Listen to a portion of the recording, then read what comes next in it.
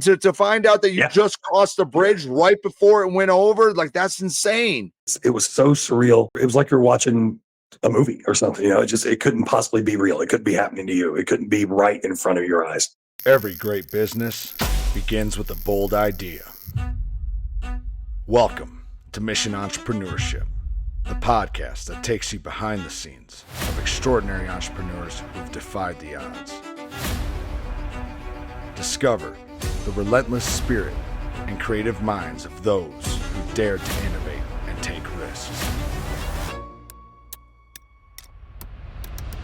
Together, we'll reveal the grit and determination it takes to achieve the unthinkable mission of entrepreneurship.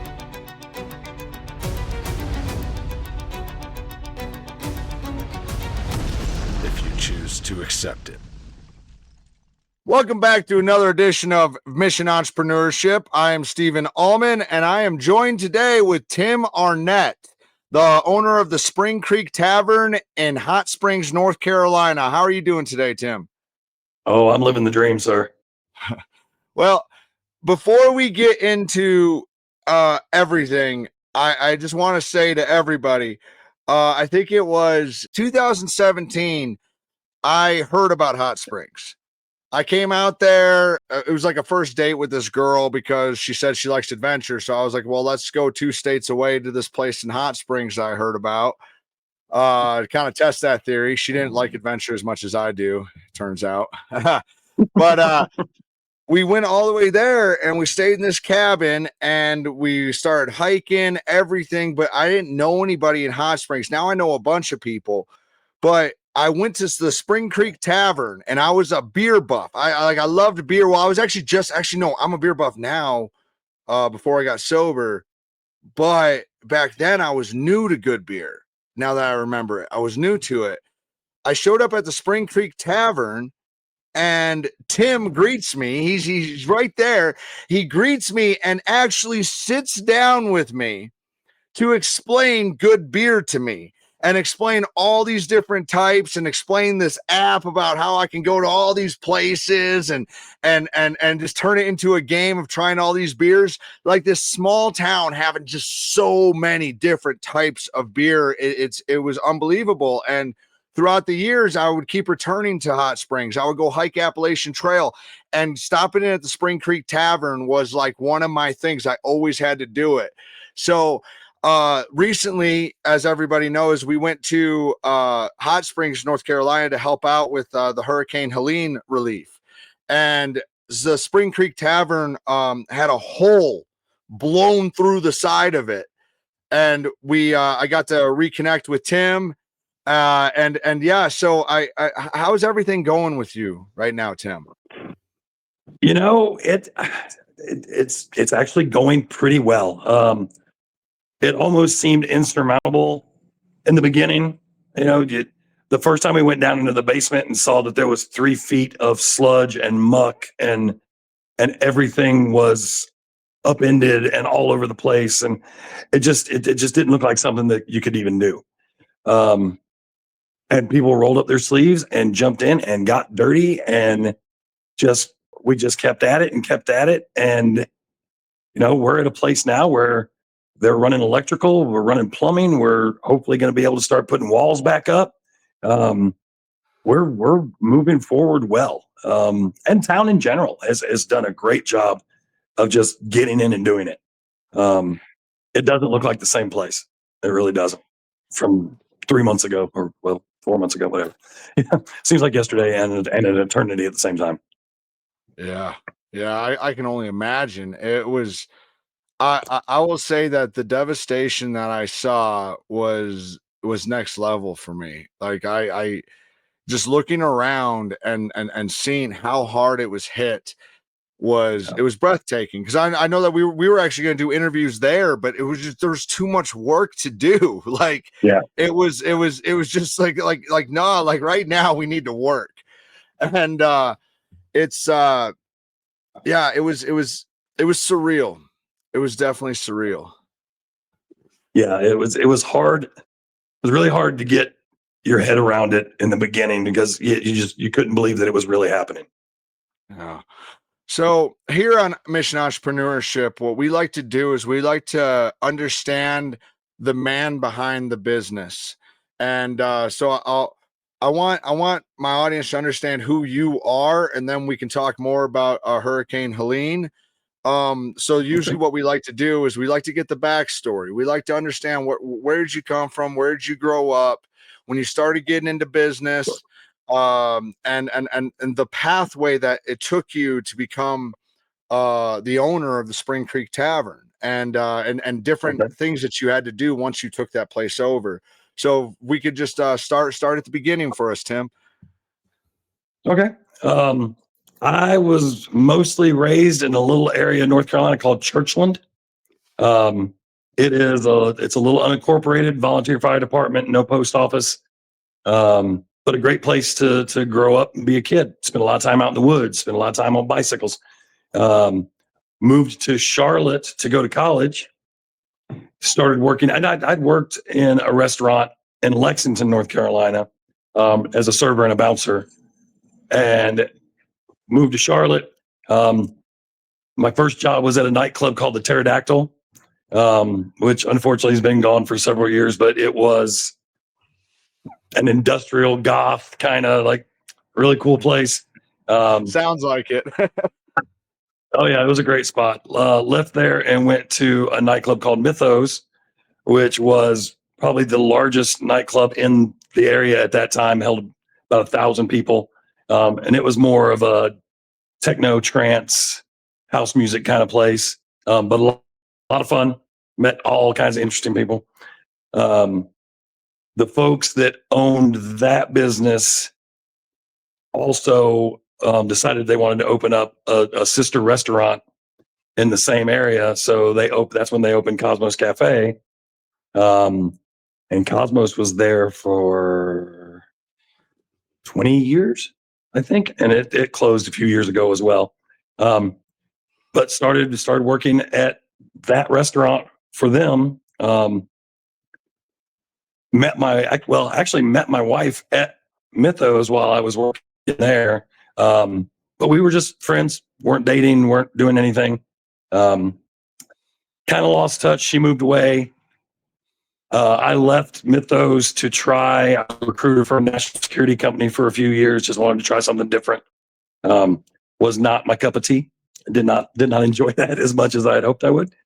And I had an opportunity to open up a bar for some gentlemen, and so I left that job, went to work for them, opening up their club. My wife Amanda was looking to move back from Greensboro, so I ended up hiring her as the bar manager. The club was not a great place, but I got Amanda back in town and got her back into my life, and we ended up getting married.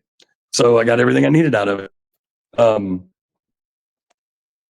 Then went to Taco Mac for a few years. It's a chain out of Georgia, but I wanted to get more experience with beer, and the main restaurant that they had in Charlotte had 150 drafts, 200 bottles and cans. So it was a great opportunity to spend time with beer, to learn more about beer. Unfortunately, they sold out to an investment firm, and things did not go in the direction I wanted it to. So I left there and went to Soul, which was a great little cocktail bar with a really eclectic menu. Everything was made fresh every single day. Anything that didn't sell was donated to food kitchens. So everything was made from scratch every single day. And I have to back up a little. While I was at Cosmos, there's a gentleman, Bob Sweeney, owns a company that the business model is they buy, refurbish, long-term lease, or sell properties. And it could be anything from a car wash to a hotel if they think they can do something with it. He was part of a nonprofit that was trying to help revitalize downtown, small town America. He was introduced to hot springs. He bought a building that is now Iron Horse Station around the corner. He bought that. Okay. He had an interior design company up here from Charlotte helping like design the rooms and do things. Found out that one of the young ladies that worked for that company also worked in the service industry.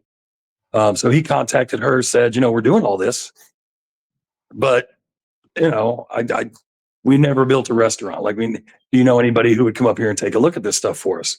And so she introduced me to Bob. Amanda and I came up here, spent about 3 days, did a punch list of all the things that, like maybe you want to look at this, you need to have this here, this there. And in those 3 days, we knew that Hot Springs was where we were going to live. There was no question about it. He tried to sell us the Iron Horse, but it wasn't really what we were looking for. It's like a 15 or 17 room hotel with a restaurant in the bottom. It just was not exactly what we were looking for. But we maintained a relationship over the years. So I was working at Soul in Charlotte, went to the store to get fresh herbs for the bar to make their cocktails. At that time, listening to a commercial for Hot Springs, North Carolina, the French Broad River Festival, and thinking to myself, man, I really hate that we couldn't make that work out. Get into the store and realize I have a voicemail. And it was Bob saying, hey, I've got one more deal. You cannot walk away from this. I'm not going to let you walk away from this. You guys are supposed to be in Hot Springs. This is it. We're going to make this happen. We met. We took the offer to, we have a friend who's a corporate acquisition attorney. Took it to her, said, hey, I know this is, small time compared to what you're used to, but would you look at this for us? She took it for a couple of days, came back to us and said, if this is what you really want to do, there's nothing in this that says run away. We called him back, sat back down. In less than a month, I was here. Wow.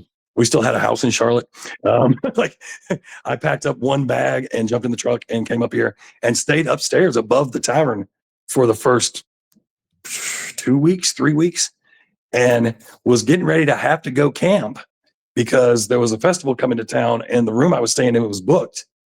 And as I'm putting all my stuff in the truck, I get a phone call from a lady in town that says, hey, the house that I was living in that I moved out of, guys, I'm going to sell it now. It's if you want. So perfect. When can I move in? Can I move in as soon as possible? He's like, yeah, when? I was like, today. He's like, yeah. And I drove straight over there, put my bag in the house, and that's where it was.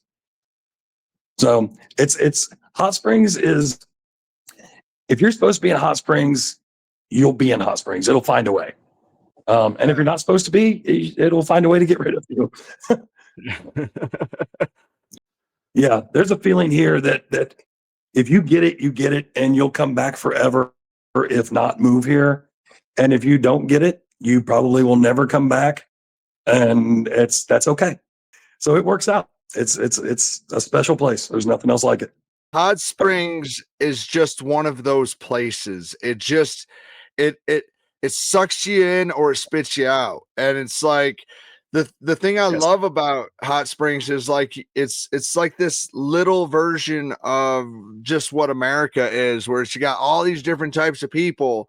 When there's tragedy, everybody works together, and then everybody's kind of like everybody's got their own personality, but there's still like this underlying like brotherly love. You could not get along with somebody, but you still care about them, and that's so beautiful about Hot Springs. Yeah, there are a lot of different personalities in this town and a lot of different opinions in this town. But when something happens, none of that matters. We're all Hot Springs, and it's why we're as far as we are with rebuilding. Yeah. All right, so now you're in the Spring Creek Tavern, and the thing I really want to touch on too for the audience is how things like people always want immediate what's the word? They want an immediate confirmation that they're like on the right path or something like that. And it's crazy when you just work and you just put in the work and you just do the things, how things fall in place. And you seize the opportunities, how the opportunity for Spring Creek Tavern happened. Right when you needed a home, suddenly this house is available to you that day. It's just crazy how the universe works to reward or to set you up. Like, so many people will go through their lives so concerned and paranoid about the next day, but when you look back and realize, like, the universe is working in a mysterious way always, you know. Yeah. Well, and you get back what you put out. You know, one of the things that we were talking about earlier was, if you do what you feel is right, always, everything works out. It's, you know, if you do the right thing and you feel good about the decisions you make and the way you treat people, and you know, that energy comes back to you. And that's why people stress so much about, you know, oh, this is what I'm supposed to be doing, and this is what I'm supposed. Who cares? Do what you feel right, and you'll never go wrong. Yeah. Do what you feel and you'll never go wrong. Okay, so now you're the owner of Spring Creek Tavern. Now tell us about the work you had to put into that and lead us all the way up to the hurricane. You know, first things first, when you get into a new town, especially a small town, you don't want to rock the boat too much too early. So the first thing, you know, when we first got here, the one thing we told everybody is like, guys, we're not here to change the world. We're not, you know, oh, they're coming from this city and we're not interested in that. We're in Hot Springs because we want to live in Hot Springs. We don't want to change Hot Springs. So the first part was, it was making people comfortable, making people feel like it was okay to be friends with us, making people, you know, because you never know what you're going to get. Somebody comes from somewhere, you never know. So the big first thing was Amanda and I creating relationships with the people in town. Then, you know, we started making adjustments to things. The menu is pretty much 100% different. I mean, the ideas are, I mean, a hamburger. But recipes have all changed. Items have come and gone.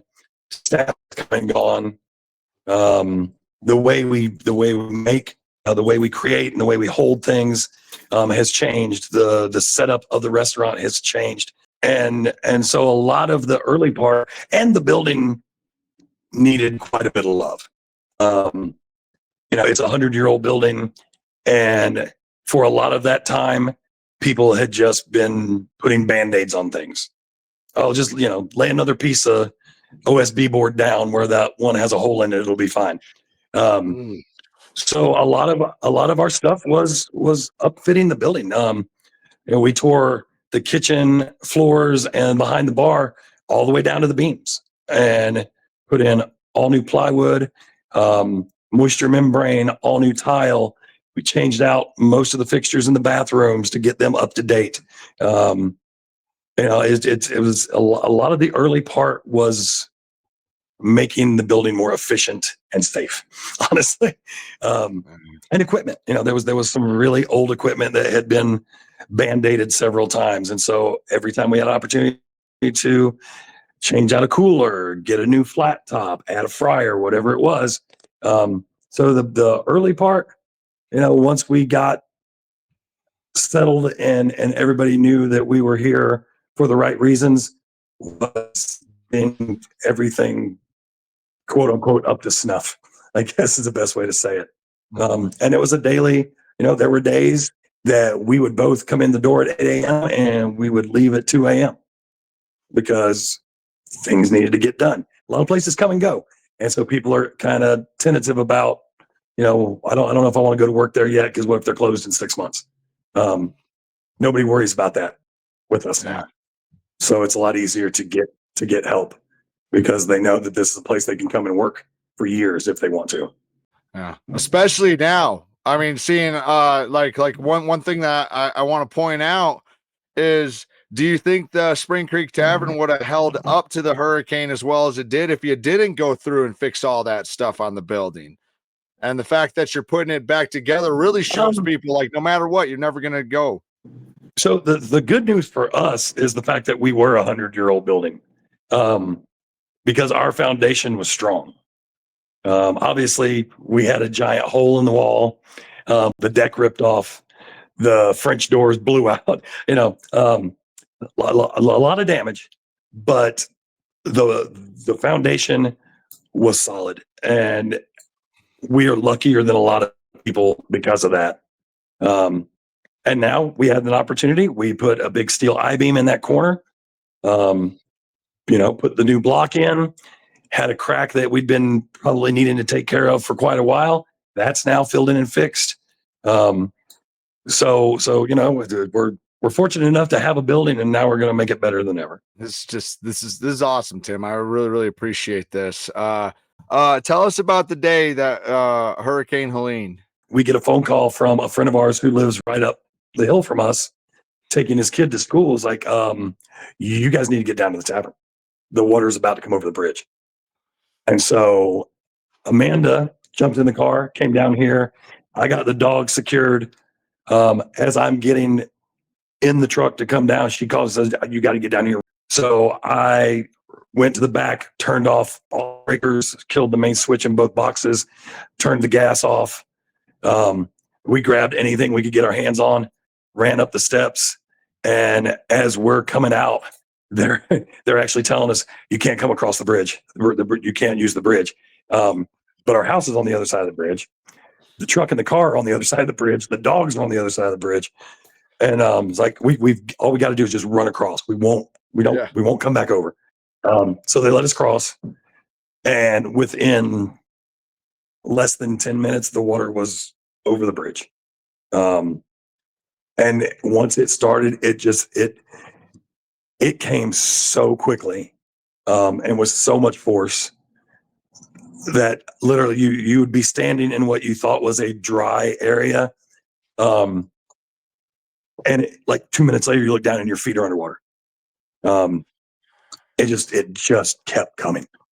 And at that point, all you can do is stand and watch and, feel helpless.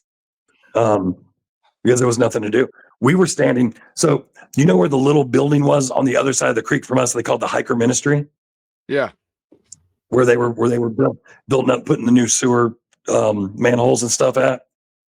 So that building was there, and there's probably 5 or 6 of us standing on the porch of it, watching the deck at the tavern. And there was a beacon pole right there that, like, with a cross on it or something, that showed people like, "Hey, this is the location you're looking for." As we're standing on the porch, that post just falls and is gone. It's in the water and it's gone. And we're like, "Everybody off the porch!" So we get off the porch and are backed up to probably where the rafting company is. And as we're standing there, we watch that whole building just turn sideways and go down the water.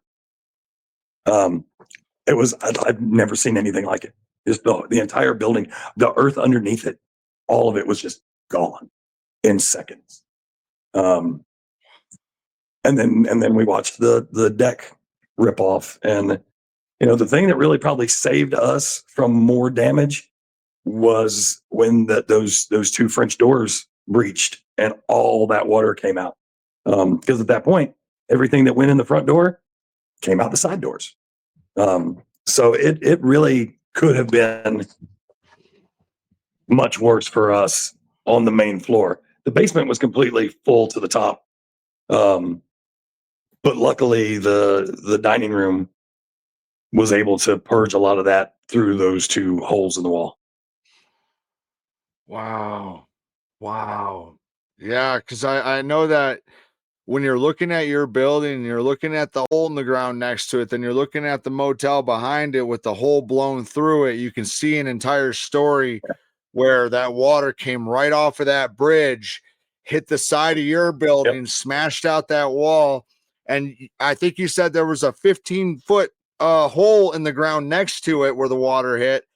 And then it went straight through, like a big hole right through the motel. And there's people staying there that night that just happened to be able to get out in time. And to find out that you Yeah. just crossed the bridge right before it went over, like that's insane. That's insane. Yeah. Yeah.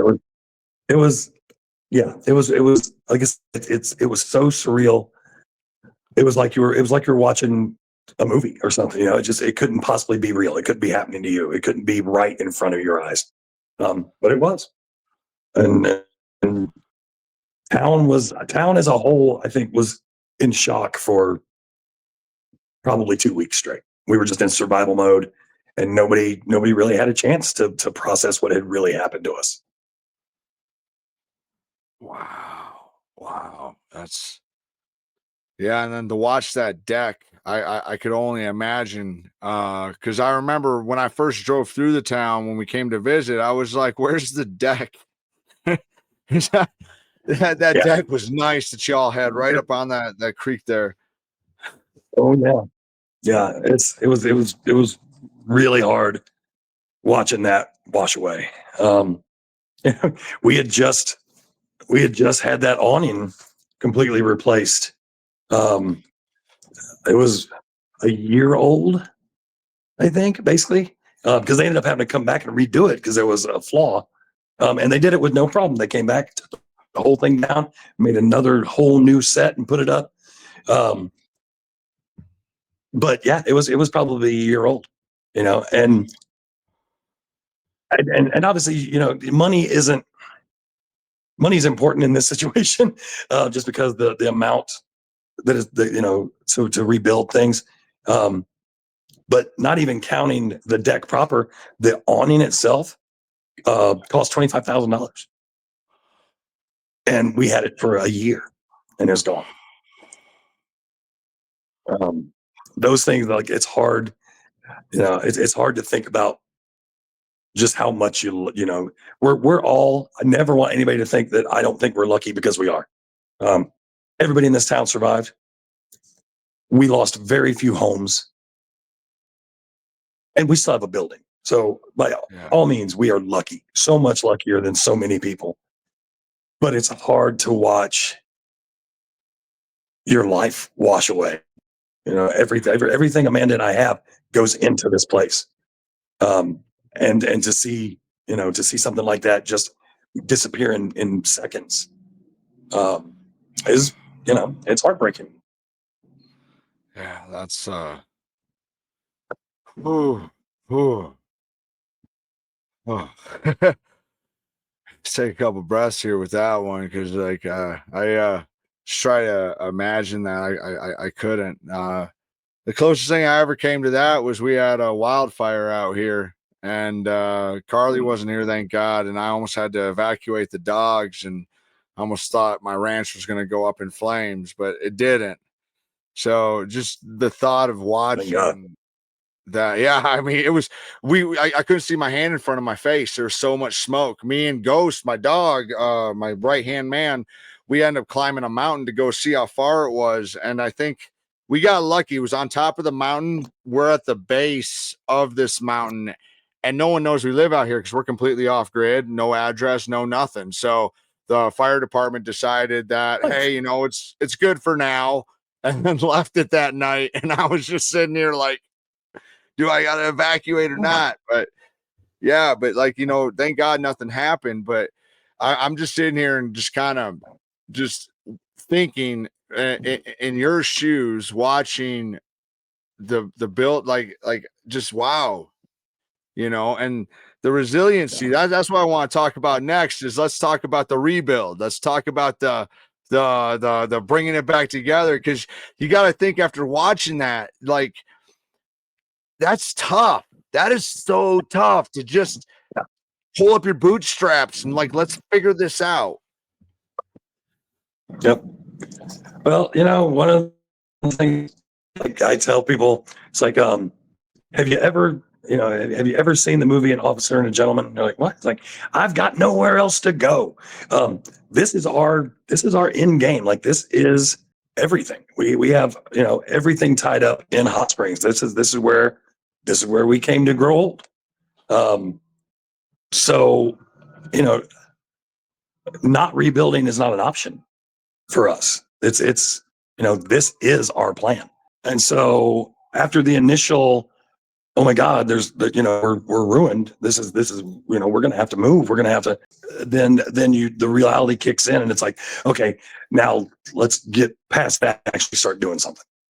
And I think that's, a lot of what probably kept a lot of folks in this town, what was able to help them keep it together was a task. Because sitting around thinking about it would drive you, just the depression and then the whatever. So everybody having something to do was huge. I think it helped everybody in town, having something to focus on. Yeah, well, that's what they always say and everything, to get out of your head, you get into action. Yeah, absolutely. Oh, so, and so, and that's the thing that I don't know that anybody will ever be able to realize fully is how important the volunteers were to everybody in this town. Everybody understands that volunteers, oh wow, it's great that some people helped out, but the amount of work that got done, the amount of people who came, still volunteers still coming to help. I don't know. I know some of the other places the same way. I have no idea where we would be without, people like you guys coming in and donating time and helping get us out of survival mode so we could go into rebuild mode. None of us would be where we are if it wasn't for people like you guys coming in and helping out. Yeah, I know that when I showed up there, I was like thinking to myself, I was like, they probably need skilled labor. I was like, listen, I'm a skilled laborer. Show me some tools and tell me what you need done, and I'll start working on it. And Carly always felt like she was feeling like she was like, well, I don't know, like what I could contribute. And I'll never forget, she was inside the Spring Creek Tavern, and she was washing all those old toys and cleaning all the old toys. And she said that she felt like she was like, I'm not really doing that much, and someone walked up to her and said that she's the culture keeper, because she's like, I want you to know that this is really, really important, because this is helping preserve our culture and preserve everything. And that just made her feel so amazing. And like, I remember everybody kept thanking me, and I was like, no, it's an honor to help. It's like, nah, bro, like, that was one of the best experiences ever in such a tragic situation. But it was just, I have wanted to come back if I was able to make it work or make it happen. Like, I didn't want to leave. It was just, and it wasn't just the help part. It was just being around people like that. And just, it was just so awesome. Yeah. That's the one thing that said is, if there's any good thing about disaster and chaos, it reminds us all, even if it's just for a little while, it reminds us all that down deep, we're all the same, and we're all in this together. And really quick, Tim, maybe it's why bad things still happen. Yep. Yeah. Really quick, could you re-say the thing about disasters and go from there, because it cut out right at the most important part of the punchline of that. the disaster. You said the thing about disasters and people. If you could re-say that, thank you. Yeah. So if there is one good thing that comes from disaster and chaos, tragedy, is that even if it's for only a little while, it brings out the best in people. It reminds everyone down deep, we're all the same, and we're all in this together. And even if it doesn't last forever, for that brief amount of time, we're all one. If there's anything good that comes from it, it's definitely that sense of oneness. That's awesome, Tim. Yeah, that's the thing that I honestly love. I especially see a lot of that in this country. my time overseas with the military and everything, you could definitely see like a lot with like the way tragedy always brings people together here.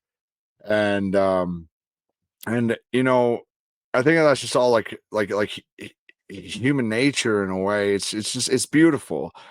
Um so tell us how you're doing now, Tim. Tell us, and please let me and the audience and everybody know, how can we help? How can we help make, because I can't wait for Hot Springs in a year. You know, I can't wait to see where like you take like the canvas and you rebuild it. I can't wait. Yeah, that's we one thing we said is, Hot Springs will never be the same, but Hot Springs isn't going anywhere. And we're fortunate, we all of our demo is done, all of our cleaning, the main cleaning obviously is done. And we've started our rebuild. We've framed out, part of the basement, the office, and the walk-in cooler area, and the tool room, and the prep area. Plumbing, all the water lines are run. Now they're working on drains and the septic, or the sewer lines. Electrical has started. They're putting the new boxes on the walls. They're starting to run all new lines. Everything was underwater, so everything had to come out. So we're starting from scratch. But they're here and they're working. And we've got all of our permits to rebuild the deck. We've got the okay from the EPA to get down by the creek. We're really a lot further along than I honestly thought we would be at this point. And it really comes down to people showing up and helping. Every day we have, a couple of guys who come in and they help us build, and they help us, dig, and they help us whatever we need to do. That's what they come in and do that day. I would say for the most part, most of us as a town, building materials, and the unfortunate truth of things is eventually it comes down to money. So we can, we've been fortunate enough to have so many volunteers, but eventually when you start getting into electrical work and block masons and all these are skilled trades, and these folks also have to make a living, so they have to get paid. Material donations, financial donations, and boots on the ground. There are definitely some places in town who still need hands. So there's really, everything helps. Whatever anybody can do. If it's come by and push a broom one day, if it's send in a couple of dollars, if it's drop off a low 2 by 4, whatever it is, it all matters. It all helps. Nothing's too small. A lot of people don't trust in donating to nonprofits, so it's a lot better when people understand. I get it. Yeah, the actual place that coming from your mouth, the actual place that's going to help. So for us, anybody who wants to go on to the springcreektavern.com, there is a link to a Venmo, a GoFundMe. We also have a Cash App that they can go on. Any donations from that go directly to our staff. We're trying to help there's 29 people who don't have a job right now. So any donations that we can get from that, we pass to them. That's awesome. That's awesome. So there's also a site called Rebuild Hot Springs. Okay. It's a nonprofit started here in town. And they collect the funds, distribute it to around where they sent money to every person who was employed in Hot Springs. I think everybody got,